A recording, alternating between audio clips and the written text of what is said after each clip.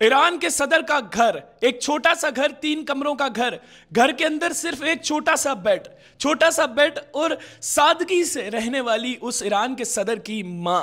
नाजरीन, ईरान के सदर के बारे में आप लोग ये बात नहीं जानते होंगे कि ईरान के सदर की जो फैमिली थी वो प्रेसिडेंट हाउस में नहीं रहती थी, बल्कि एक छोटा सा घर था जिस घर में 2 से 3 कमरे थे। उस घर में ईरान के सदर की वालिदा भी रहती थी और ईरान के सदर की फैमिली भी रहती थी।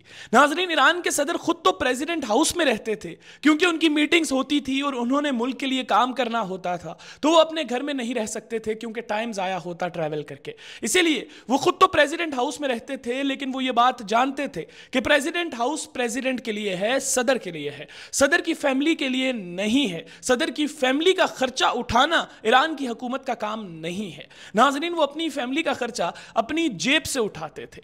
वो सादे से आदमी थे, इस्लामिक लीडर थे। उन्होंने एक छोटा सा घर बना रखा था जो कि उनकी वालिदा के नाम था, जिस घर में टोटल 3 कमरे थे। आप लोग वीडियो में भी देख सकते हैं। एक छोटा सा पंखा था, एक छोटा सा टीवी था, कुछ सोफे थे और एक बेड था।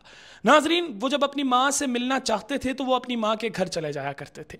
ये जो तस्वीर आप लोग ऊपर देख रहे हैं, ये तस्वीर आप लोगों को नजर आ रही होगी कि इसमें एक तरफ ईरान के सदर की माँ बैठी है और एक तरफ ईरान के सदर खुद बैठे हैं। नाजरीन, ये आखिरी मुलाकात है माँ बेटे की। बेटा जो ईरान का सदर था वो अपनी माँ से मिलने के लिए अपनी माँ के घर आया था। नाजरीन, बेटा एक तरफ जमीन पर बैठा है, माँ दूसरी तरफ जमीन पर बैठी है। कहीं से लग रहा है कि इस तरफ जो बैठा है वो ईरान का सदर है और इस तरफ जो बैठी है वो ईरान के सदर की माँ है। नाजरीन, हम दूसरे मुल्कों में देखें तो सदर जो होता है वो समझता है कि सिर्फ मेरी नहीं, मेरे पूरे खानदान की हुकूमत है, पूरे खानदान का खर्चा सरकार के पैसों से चलाया जाता है।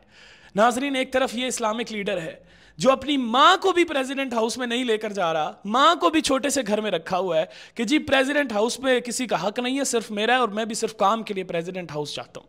सुभान अल्लाह। नाजरीन, खैर नाजरीन, आप लोग इसके ऊपर क्या राय रखते हैं? क्या हमारे मुल्क के लीडरों को इससे कुछ सीखना चाहिए या नहीं? ज़रूर कमेंट सेक्शन में बताइएगा। इसके साथ ही मुझे दीजिए इजाज़त। अल्लाह हाफ़िज़।